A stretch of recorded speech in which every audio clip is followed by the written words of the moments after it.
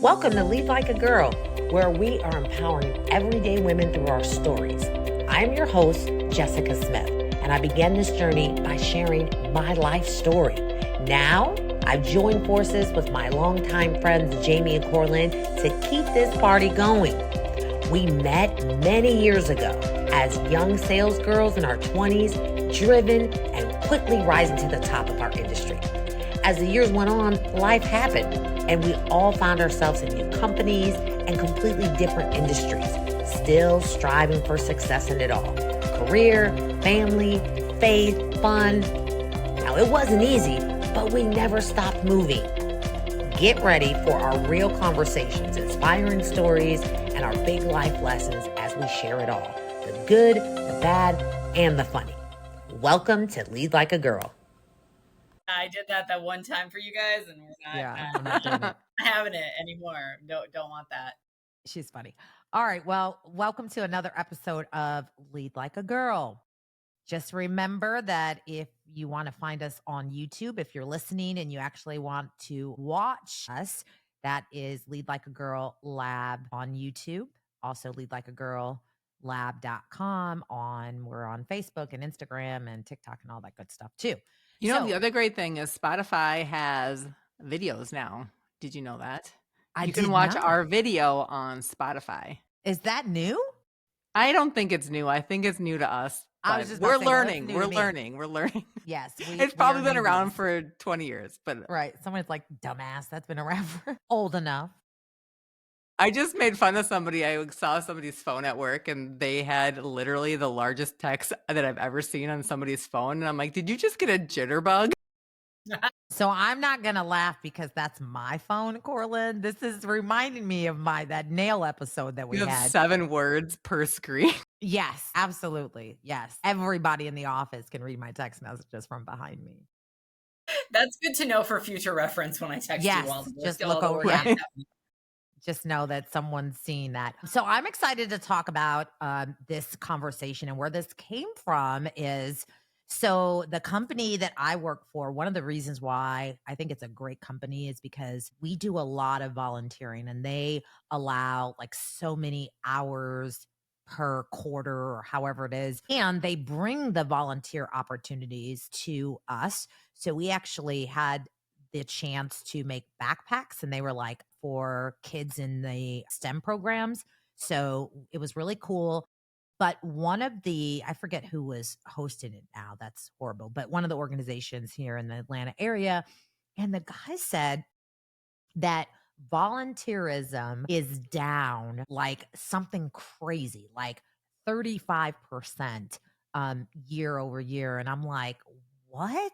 And so I was reading, I was just curious. And it said that I was reading something that said ever since the pandemic that organizations are struggling to get people to volunteer. And they thought, okay, well, this makes sense. It's because of the pandemic.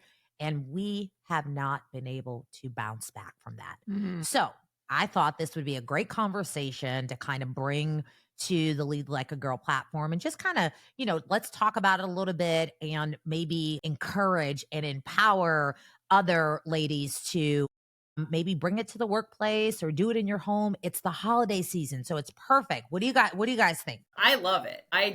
Since when my girls were little, they were in a program in North Carolina called the International Baccalaureate Program. And part of their school curriculum was volunteer hours.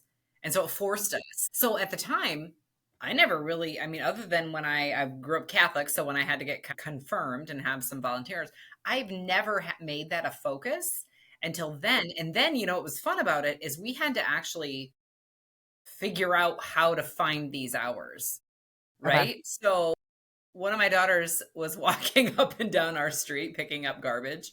And she's like, I know. She goes, 2 people stopped and asked if I needed a ride. And at the time, she was probably in like 7th grade. So I was like, oh, what did you say? Was she putting the garbage in her purse? She found something good. Right. But it was like, that was a little bit of a spark of like, yeah, it doesn't take that long to spend a couple hours of your time. But what I thought was interesting about that was, and I love what you just said, Jessica, because at that time I was like, oh my gosh, I have to find some way for them to volunteer. I have to find something that's safe and that's meaningful and that teaches them something and everything else. So I love that your company brings it to you. Like that's awesome. I mean, Yeah. But honestly, that's how could you say no? It's here at your work, you know? Yeah, well, and you just made a good point. I mean, did you guys grow I too, Jamie, you mentioned I didn't grow up. That was not part of my youth at all. No, not at all. No, I I mean, asked my mom worked. My mom was a single mom, and we it just wasn't a priority because we just didn't have time to do things like that. Or we didn't make time, I guess, but it just was not a part of our yeah. upbringing. It really wasn't until I didn't really start going in and volunteering a lot until, I mean, honestly, until I came to faith, until I was actually thinking about serving other people in the capacity and making time for other people in my day to day became a priority intentionally. That's when the switch flipped for me. Yeah. Yeah. And I don't think people really understand until they kind of get into it themselves, like the mental health benefits, the feeling of a sense of purpose, just creating some opportunity is even for your kids to be able to give back. We've been saying for years that we Mhm. want to take Hayden on a mission trip because I really think that he needs to actually see something outside of his community, maybe in another country and that type of stuff. But it's the holidays, right? So when you think about the holidays, have you guys ever had a tradition of any sort in your household where you do some type of volunteering during the holidays or anything like that? Why are you laughing? What did I say? What did I do? No, I have the best story for this, but Cora, I'm please like, go what I got? first. What? Our family, ever since I can remember, has rang the bell for the Salvation Army as a family on Christmas Eve or the day before. So it's right up there. And it is the it's fun and the most obnoxious thing I've ever participated because we're at the local grocery store and we have both bells. So we block off both exits. And I am not exaggerating when I say we have 20 people and you're supposed to have two. And my in-laws bring all the jingle bells that they own, drum sets, flutes. They bring a folder Shut full of up. Christmas songs. I did not I'm know not this kidding when you. We before do this asking this every question, year. by the way. I need you to take a video and send it. Yeah. How I do I know have you all these videos. years I and I have didn't know this shit? so many photos and we're all are dressed in Santa hats and singing Deck the Halls, and literally people are, you can see them in the store like coming down, and then some of them will turn around but they don't realize that we're at the other entrance too, like they're but they say though, statistically, I'm not kidding you, if you have and you don't have to be like crazy pants like we are, if you have just a bell ringer, one bell, the money that they get in that bucket quadruples with a person standing there because people feel compelled to help other people that are helping. You Seriously. The idea of walking past somebody who's standing out there ringing a bell and not giving any money. Never, like around Christmas time, I literally go to the bank. I never carry cash, but I go to the bank and I have money on me all the time because if I walk past a red bell, and there's or saw kettles, like some or whatever. If I walk past a kettle with a ringer on it, I'm giving them at least $1. Like I have to. I have to. So how do you get that job? Tell us how. I mean, do you have to interview or what do you? Yeah, you'd like to think so. With the kind of talent that my family brings, you'd think we I had to mean, interview for. obviously, that's what I'm trying to tell our Oh my listeners. How goodness. can they sign up to be a crazy It's a pants website bell called ringer? Register. It's Salvation Army. It's registertoring.com, I think. Don't go like Okay. just go like search Yeah. red kettle bell. But they have times everywhere. It's so easy. The session is 2 hours, and I don't know. It's fun. If it's as fun as you And want. listen, it's cold where she's at. It's Yeah, probably in not bad here in Minnesota. Atlanta. Yeah. Yeah, Wow. Well, that's cool. yeah. Now, what can I learn about you, Jamie? What do you do I'm during that? so sad that I let you go first because my story was also a Salvation Army story. But no, I It's have so easy to volunteer there. so it's and I really quick because I don't want to get in on your story because that was awesome. But yeah, we also do that. So we also ring the bell. We choose to do this last weekend, which is right after, it's like the Black Friday shopping. It's right after Thanksgiving. Yeah, I'm not Because doing that. it's like kind of like the first weekend that the bell ringers are out there. And so a lot of people do, it's the first time, right, that they've seen you. But yeah, my boyfriend and daughter, so Sophie's been doing it with me for like 15 years, but this was the first year my boyfriend came with, and he got to experience how utterly obnoxious I was. Did you guys, I just want to know, did you guys Same. know this about one another? No, I did not know you were going to say that. As No. soon as So you now said that, I was feel like, left "Dang out. it, now I Okay. got to think of another story." You're But going to yeah. fly up here and go ring the bell with me. No, Oh hell. my gosh, so many people, like they come in and we're like, we got the music playing, and I'm like, "Hi, Merry Christmas. Hi, what's up? Did you have a good Thanksgiving?" And I'm like, "Here's the thing, you want a candy cane?"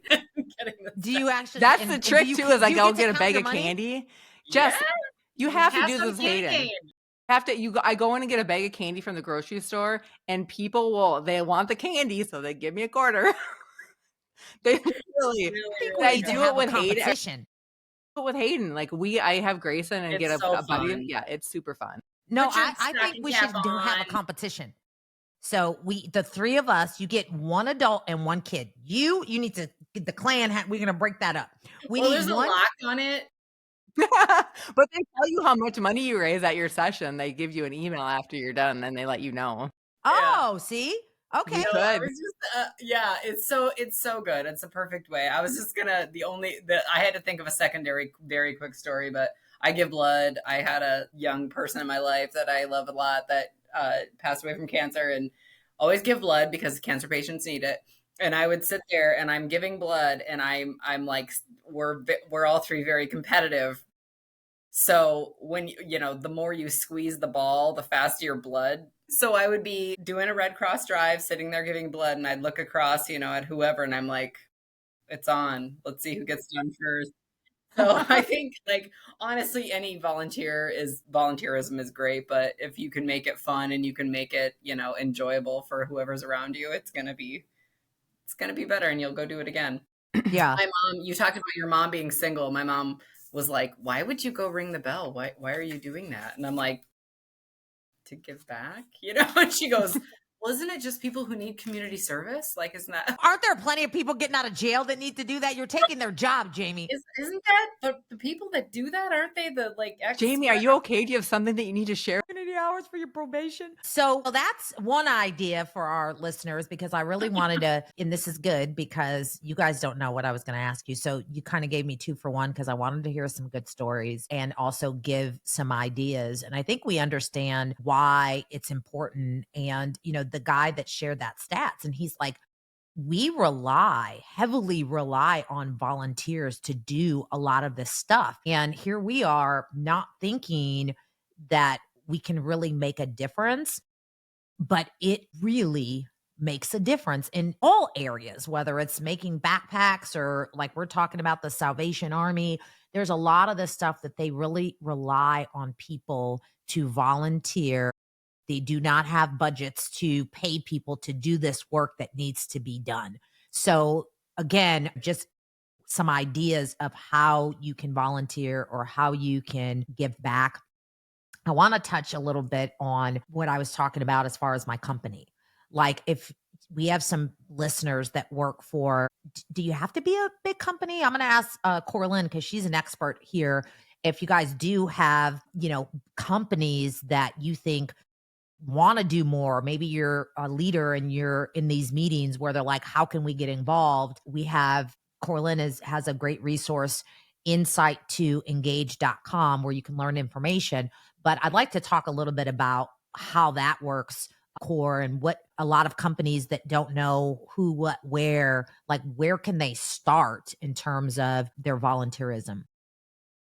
Yeah, so our listeners may not know, but I actually, part of like a significant part of my day to day is coordinating our corporate volunteer initiatives. We have a location in Minnesota, but then all around the Midwest, we have branch offices. So I don't have my hand in everything that everyone does, but I do have a lot. So in preparation for this episode, I actually went back and added it up. And and I'm not saying this to brag, I'm just saying that I have a lot of experience in volunteering. It ain't bragging if it's true, Core. Go ahead. I probably volunteer over 300 hours a year and just in different things that I do. And sometimes it's volunteering during work, sometimes it's outside of work, but I have a lot of experience in working with nonprofit organizations, and it's all fun. I absolutely love it. And I think the big thing that I focus on when we try to bring new volunteering or even just launching volunteer initiatives at our offices is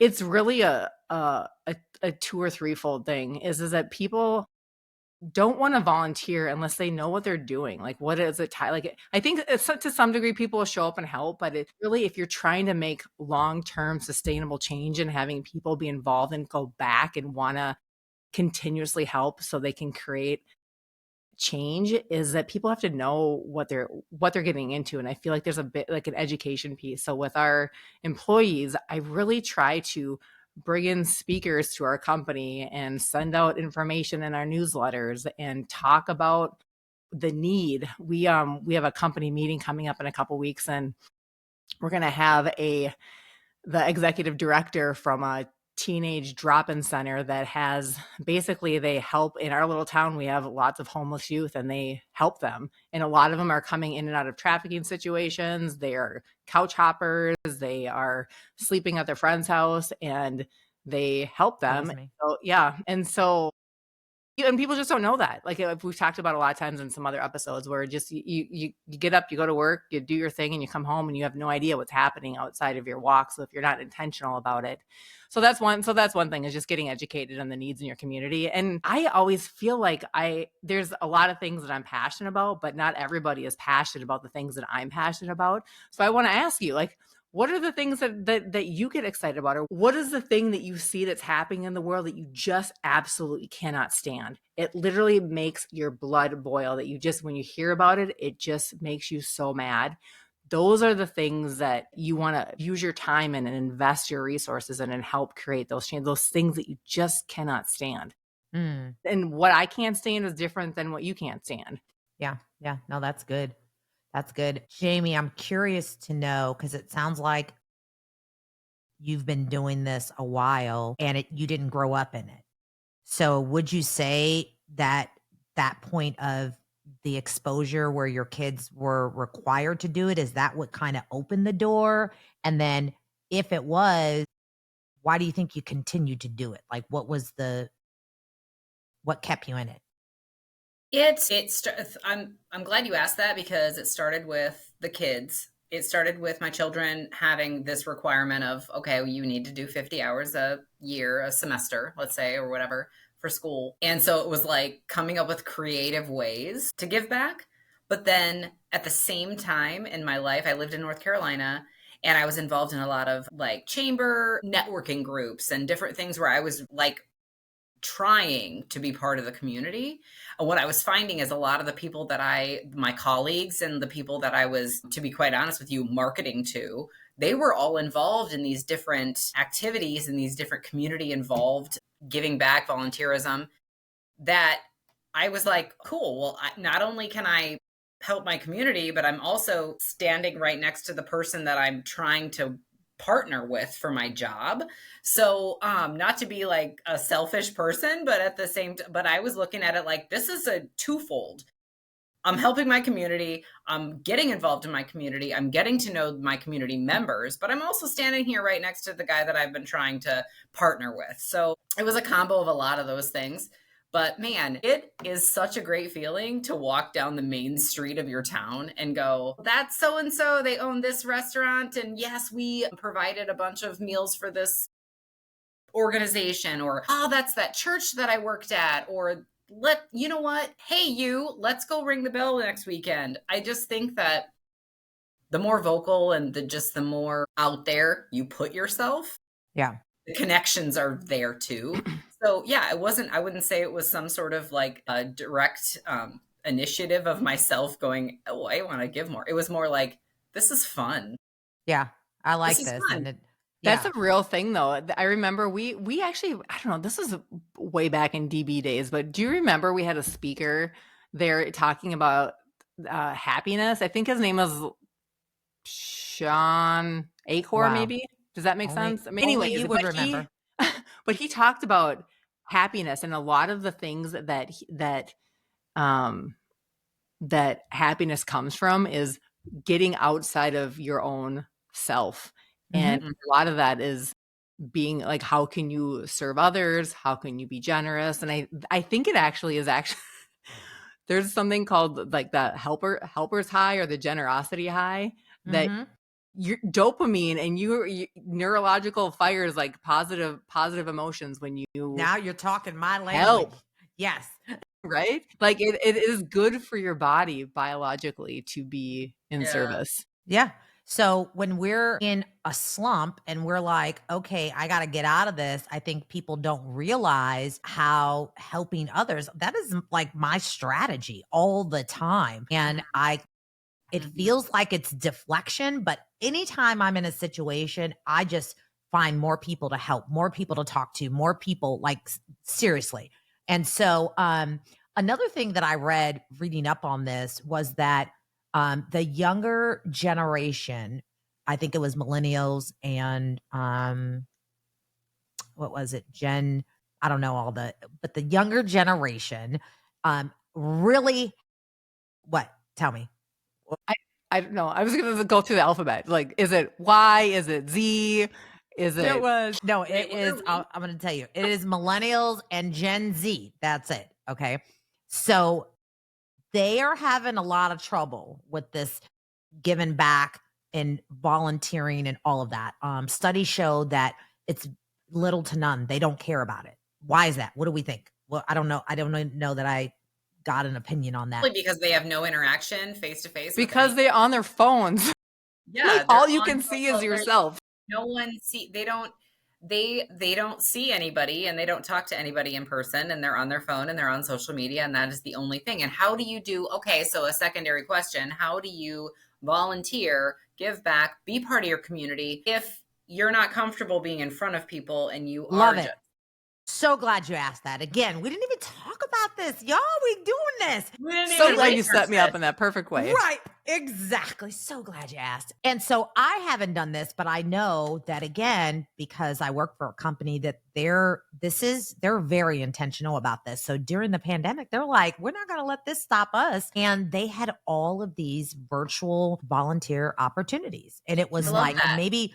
Corlin, maybe you can tell us a little bit more about those. Did you guys do anything like that? Well, you might have to give me an example about what you did because I feel like a lot of the stuff that we did was still in person. We had to mask it up a little bit, but to your point though, I think that is the reason that it was so hard to get back is that a lot of the nonprofits were like shut down their doors to volunteering.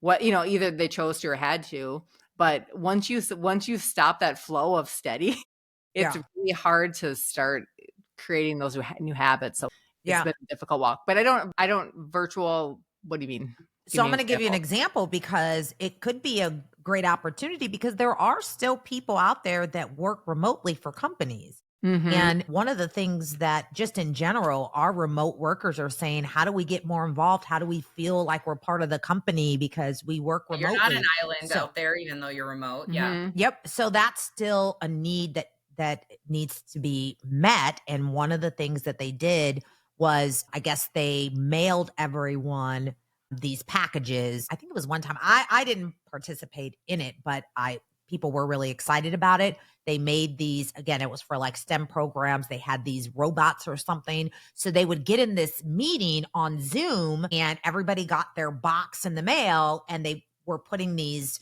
robots or whatever they were together as they were on the Zoom calls. And then someone would come and pick everything up after, they were done making them. So that was one example.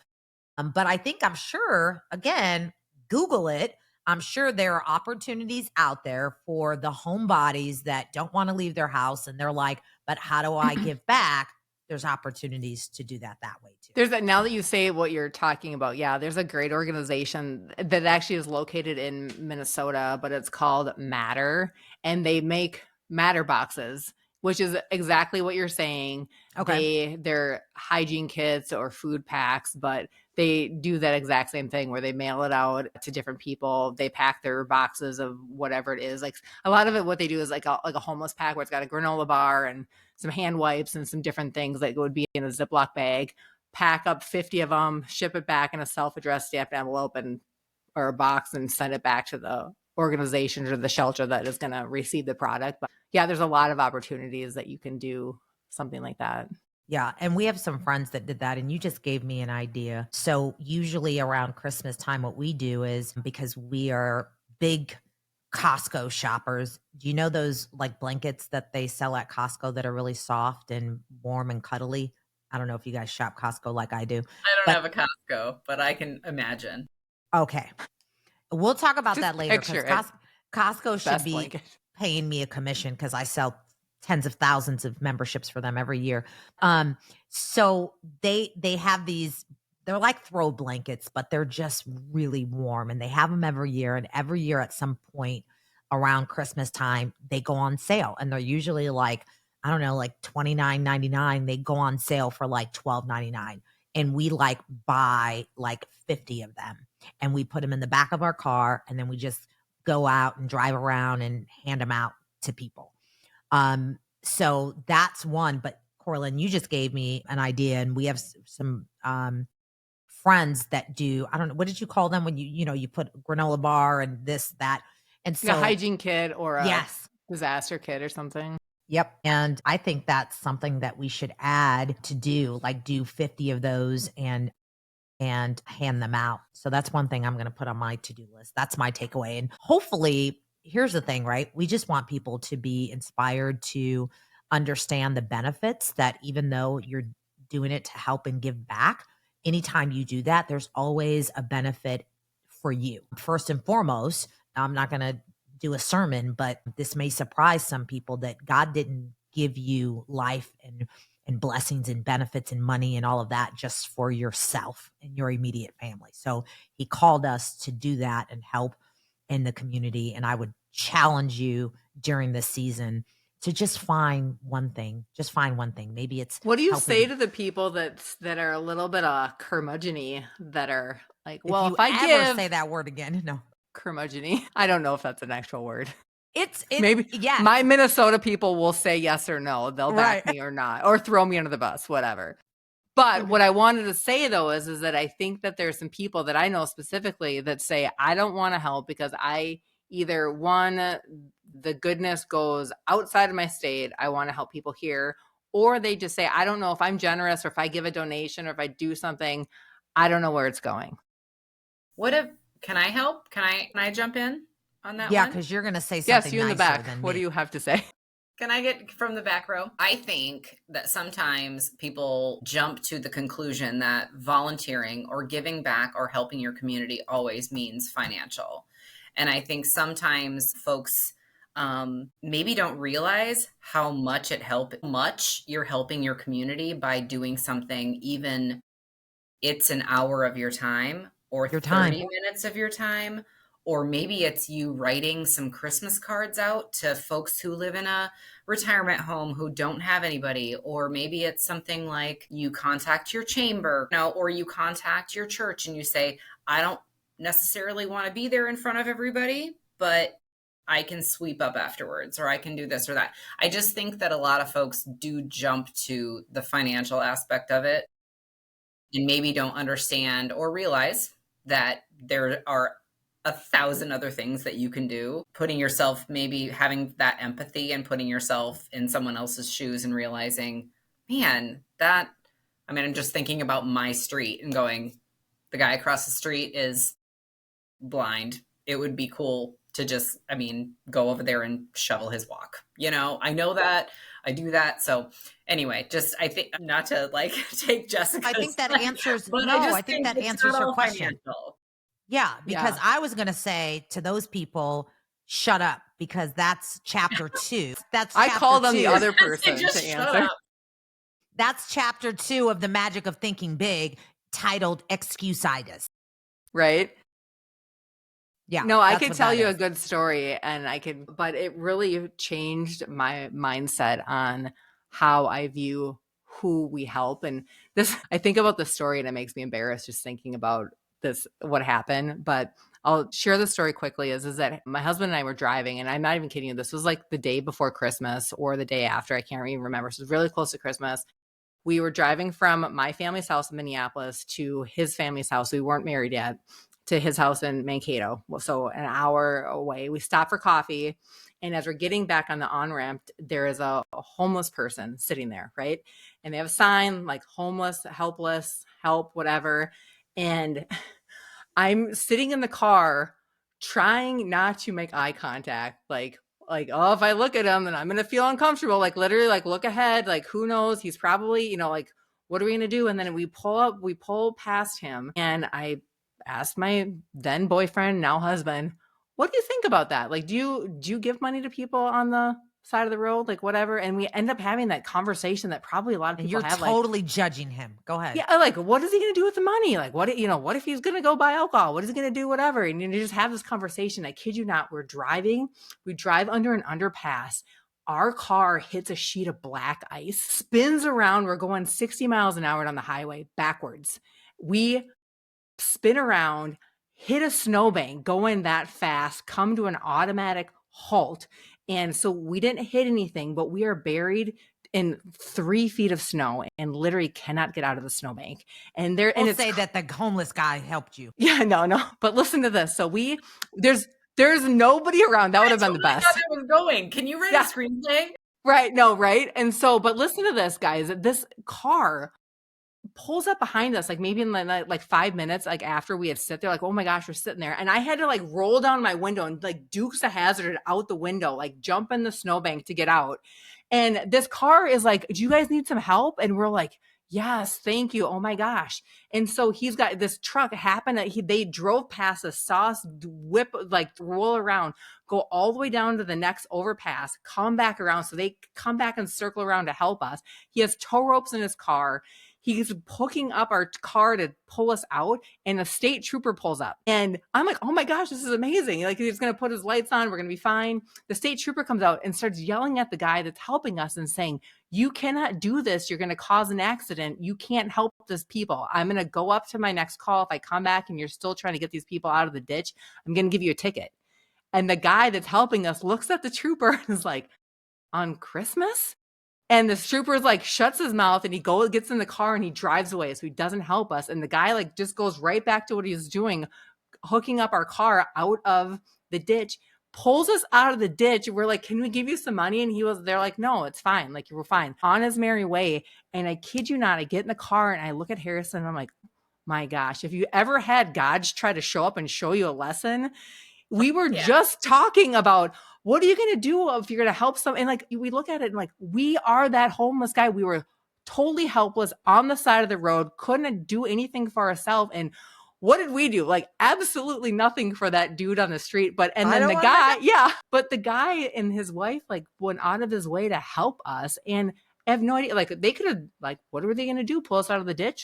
We could go drink alcohol. We could go do whatever. Like, I don't know, but it was just one of those things that was, you never know the impact of whether or not you help. And if you're going to err on the side of something, err on the side of being compassionate and generous with other people. You're not going to be sorry for helping somebody in any.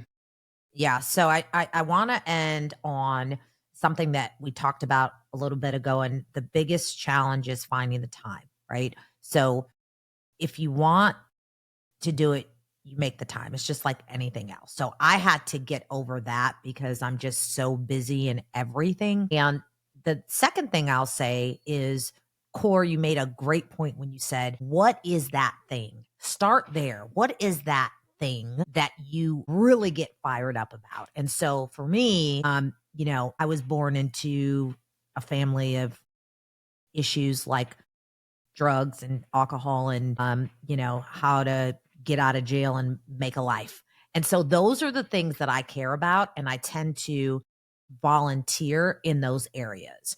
And it makes me feel good because every person that I see in those environments remind me of my family and my upbringing.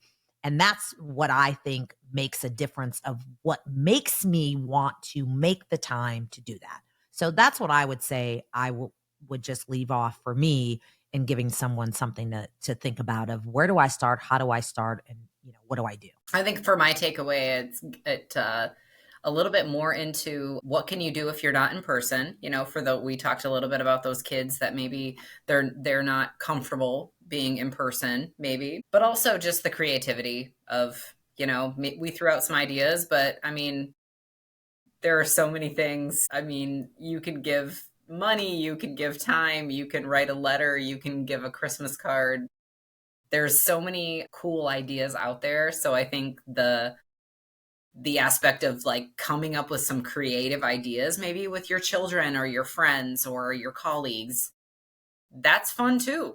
You're giving back, but it's fun. So just, thinking outside the box and coming up with other ideas of how you can help out I like that. I like that we talked about that tonight. Yeah. And I guess my takeaway is that a lot of people are stuck in sadness, stuck in woe is me, stuck in just their own. And life is hard sometimes, especially this time of year.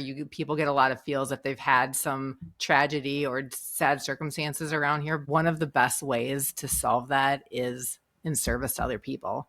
That generosity high, that helper's high that we talked about it's real. Mm-hmm. So Yeah. it's hard to be stuck in your own sadness when you're helping somebody else who may or may not be worse off than you are. It's a quick realization that, Oh my gosh, maybe your sadness isn't the worst.